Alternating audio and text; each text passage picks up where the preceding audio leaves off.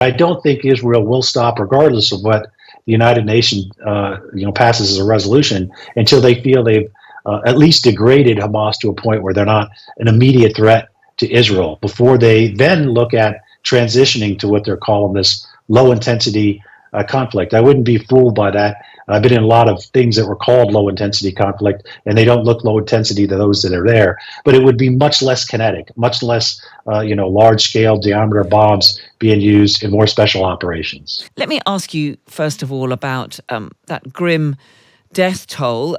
It does come from the health ministry in Gaza, which is run by Hamas. But it does appear that most who analyse these figures and are looking at the situation think that this figure of 20,000 people killed in Gaza is probably reasonably accurate. So I think that's right. I mean, we're going to be suspect of anything that comes out of Hamas, but I do agree that most analysts that looked at this think that's somewhere around the right number. And even if it's close, that is a lot of innocent people that were killed. And unfortunately, we're not at the end, not at the end of the military campaign.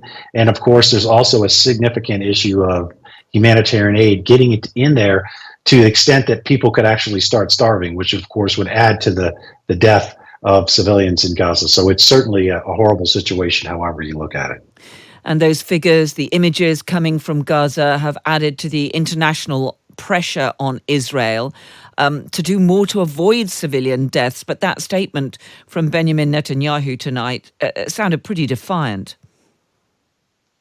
Well, I think from Israel's point of view, they're not going to stop until they've met their objectives in the military destruction of Hamas.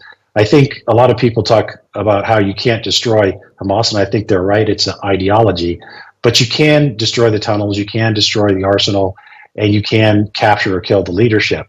And I think most countries that were attacked like they were on October 7th would have that as their objective. I can't imagine any country would leave that threat to them in place. So he's defiant, yes, but I think whoever was in charge of Israel would also have those objectives in mind. And any country, again, that was attacked like that would also have those similar objectives. We've had days of negotiations in the United Nations in New York. Clearly, the US has had concerns about some of the wording of various resolutions, which are essentially seeking to add to the pressure for, if not a ceasefire, then a pause in the fighting. But given Israel's, frankly, contempt for the United Nations, how important do you think these maneuverings at the Security Council really are? So it does obviously indicate what the international community thinks and certainly would like to see happen. But I do think Secretary Blinken has made a pretty substantial point. Israel was attacked. They are trying to destroy the attackers. And quite frankly, even if they did have a ceasefire before they met that objective, who's to say Hamas wouldn't attack them the next day? And then the ceasefire would be over.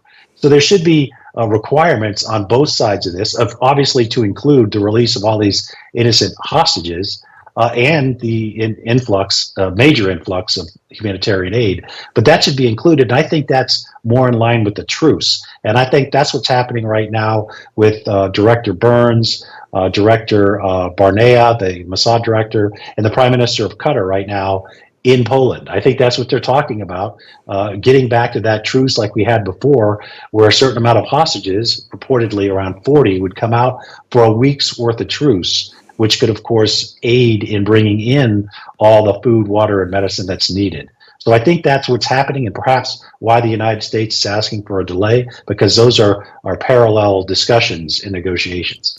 But that is obviously not going to have a huge impact overall on the shape of the conflict that we're seeing here. Yeah, the 1 week, I think it will, as far as having the ability to bring in aid.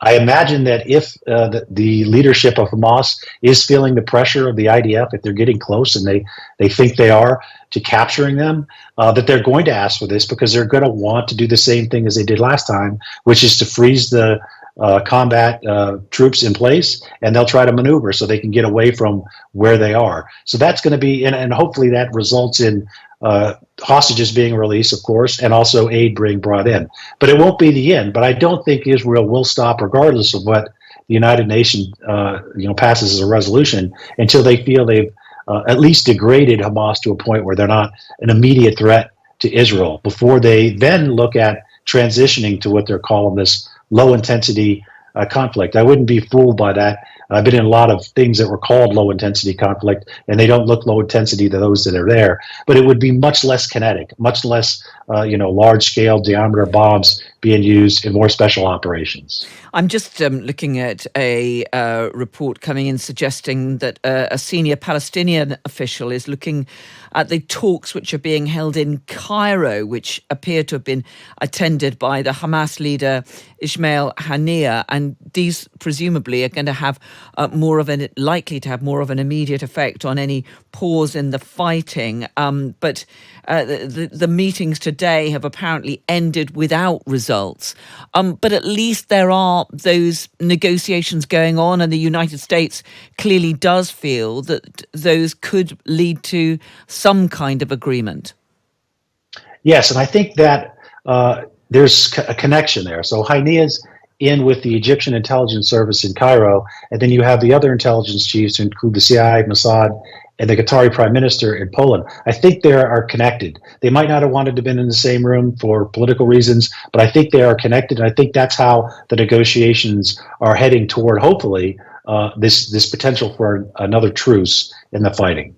How much of this is also about the pressure on Benjamin Netanyahu, Israel's prime minister, to try to do something to bring more of the hostages out, particularly after we saw the mistaken killing of 3 hostages by Israeli troops? And I mean, Netanyahu is in a difficult position anyway, isn't he? And he does really need to bring more hostages home safely. He absolutely does. I mean, this is for sure not. Might have been an intelligence failure, but it actually looks like they had the operational plan. But it certainly was a leadership failure, not being prepared when this happened, and resulted, of course, in all these hostages being taken. And now, as you rightfully point out, Carol, we're seeing just how difficult it is to recover hostages militarily in a combat environment like this, even with blatant mistakes. It's obviously horrible, and I'm sure the soldiers will never be able to live with that.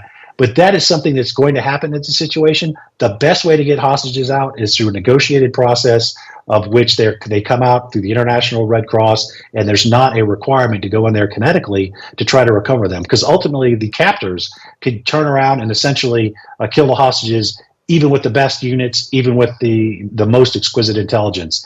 The best way out is through a negotiated diplomatic process.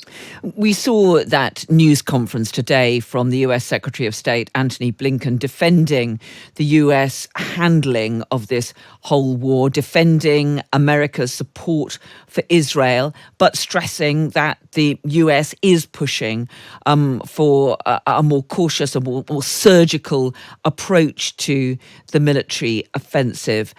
How important politically do you think this is for the Biden administration, with Joe Biden, of course, facing up to that presidential election next year?